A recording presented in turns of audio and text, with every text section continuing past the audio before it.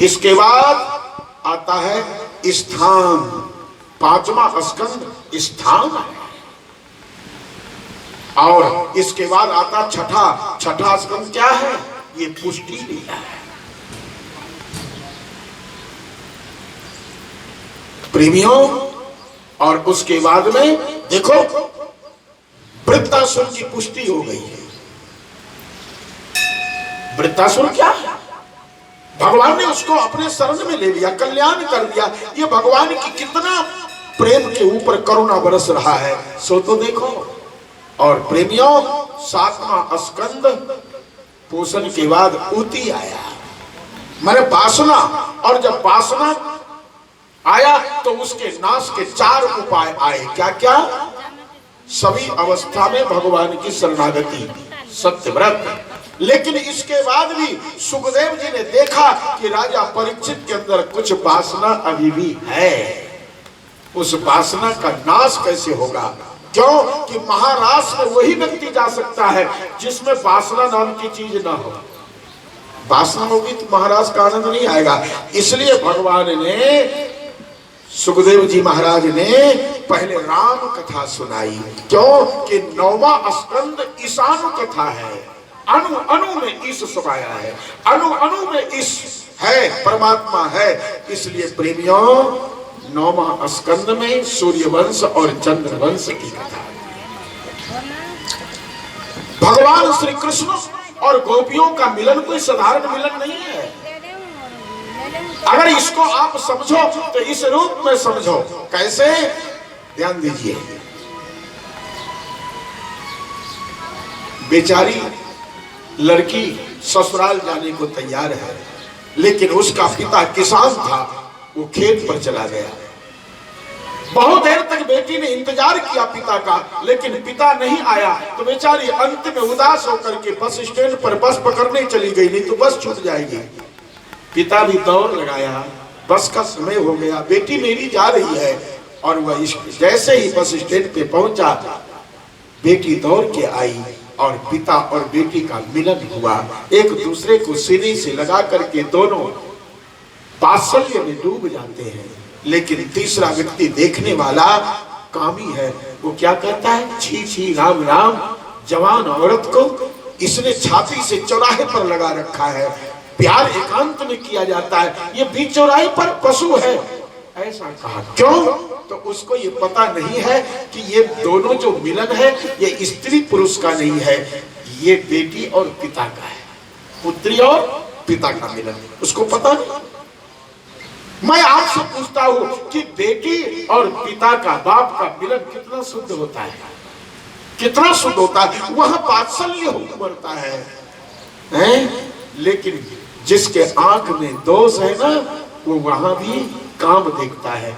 याद रखिए, जितना शुद्ध मिलन एक पुत्री और पिता का है, इससे भी 100 गुना शुद्ध मिलन गोपी और कृष्ण का है।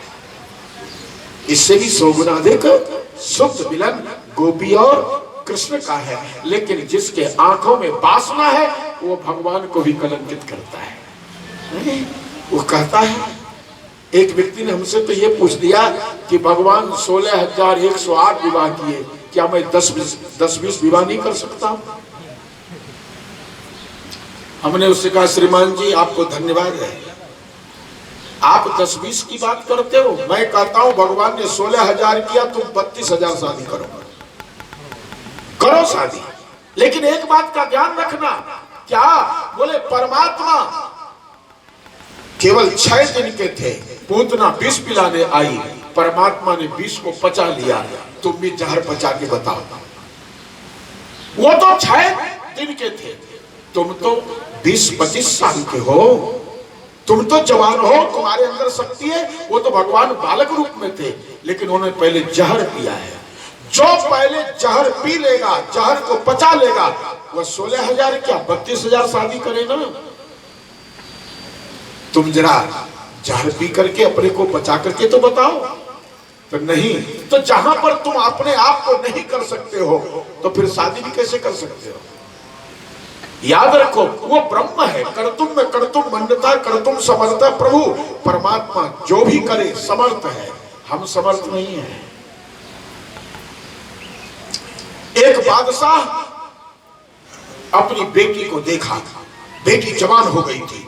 जैसे उसने बेटी को देखा उसका मन चला और उसने कहा मैं शादी करूंगा। पत्नी कहती है महाराज जी आपने क्या विचार कर लिया है? ये आपकी बेटी है। बोले समर्थ का नहीं दोष गोसाई, गोस्वामी जी ने पहले लिख दिया है। समर्थ का नहीं दोष गोसाई, रवि पावक सुरसरी की नहीं। जो समर्थवान होते हैं उनको पाप नहीं लगता है, दोष नहीं लगता है। कैसे? जैसे सूर्य को, अग्नि को, गंगा को। पत्नी घबरा गई कि ये राजा रामायण की चौपाई का गलत उपयोग करने जा रहा है, क्या करूं? मैं ज्यादा कहूं तो वो मुझे मार डालेगा। बादशाह है, एक संत जी के पास गए। संत जी आए, संत जी ने कहा राजन आप बेटी से शादी करना चाहते? बोले हाँ। बोले क्यों? बोले मैं समर्थवान हूं। गोस्वामी जी ने लिख दिया समर्थ का नहीं दोष गोसाई, चाहे कूद परो गधा के नहीं। आधा चौपाई में बोल देता हूं, समर्थ को दोष नहीं है, चाहे जैसे भी कूदे जैसे भी करे। महात्मा जी ने कहा बिल्कुल आप सही कहते हो, बिल्कुल सही कहते हो, लेकिन एक बात कहूं। बोले क्या? बोले शादी में मिठाइयां बंटती है, पहले मैं मिठाई लाया हूं, आप मिठाई खा लो, इसके बाद बेटी से शादी करना। लेकिन वो क्या लाए थे जानते हो? वो गोबर को गोल गोल करके थाली में पर्दा लगा के ढक के लाए। जैसे ही राजा ने उस मिठाई के नाम पर खाने के लिए पर हटाया रुमाल, तो वो तो गोबर का लड्डू था। उसको गिरना ये क्या? महात्मा ने कहा तुम समर्थ हो ना, समर्थ व्यक्ति को दोष नहीं लगता है, तो समर्थ गोबर का लड्डू भी तो खाए, दोष नहीं लगेगा।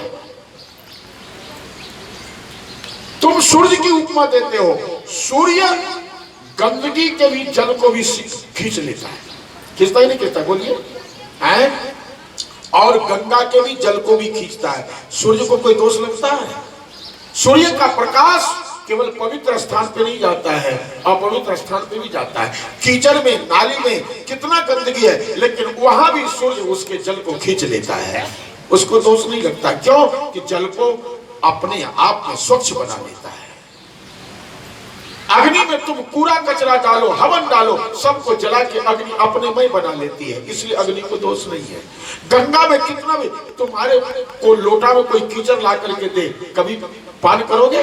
लेकिन देख लो बड़े बड़े शहर की नालियां गंगा जी में जा रही हैं, फिर भी गंगा में स्नान करते हो नहीं करते हो? हैं? क्यों? गंगा ने उसको अपने में बना लिया। बोले वही समर्थवान है जिसको सब अपने आप में, अपने स्वरूप में स्थित कर ले, बना ले, उसके रूपांतर कर दे, उसको समर्थवान कहते हैं। तू कैसा समर्थ? जब एक गोबर की लड्डू को तो मिठाई नहीं बना सकता है, तो कैसा समर्थ? तो उसने कहा आप बना सकते हो? बोले मैं बना सकता हूं। महात्मा थे, उन्होंने हाथ में जल लिया, जैसे छिड़का वह बेसन के लड्डू बन गए, फर्स्ट क्लास, सुगंध शुद्ध घी का आने लगा। महात्मा ने कहा मैं भी खाता, तू भी खा इसको। राजन जब तुम एक गोबर को लड्डू नहीं बना सकते हो, तो बेटी को पत्नी कैसे बना सकते हो? ये तुम्हारा गलत न्याय है, गलत विचार है। तब बादशाह को ज्ञान हुआ। प्रेमियों इसी तरह से हम भगवान की बराबरी करना चाहे तो बराबरी नहीं कर सकते हैं। तुम विष खाओ ना। 7 साल की अवस्था में परमात्मा ने गोवर्धन को कनिष्ठ का उंगली पर उठाया, 7 दिन 7 रात। तुम जरा एक मन का पत्थर ही उठा करके बताओ 4 घंटे तक उठा सकते हो? नहीं। इसलिए प्रेमियों परमात्मा की बराबरी करना ये मेरी मूर्खता है। कथा बहुत सुने हो, रहस्य सुनो। ये ईशानु कथा क्या है प्रेमियों?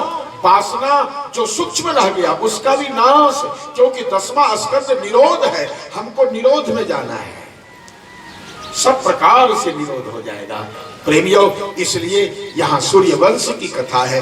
मैं ज्यादा व्याख्या नहीं करूंगा, बस मैं आपसे इतना ही कहना चाहता हूँ कि भगवान की बराबरी कभी मत करना, वो समर्थ है। हम उनके लीला में आनंद लें, बस हमारा यही कर्तव्य है। हम उनके चरित्र गा करके जीवन का कल्याण करें, मेरा यही कर्तव्य है। हमको आगे अतिक्रमण नहीं करना है, अपने नियम के अनुकूल जो मर्यादा रूपी बंधन है उसमें रहना है। इसको लांघ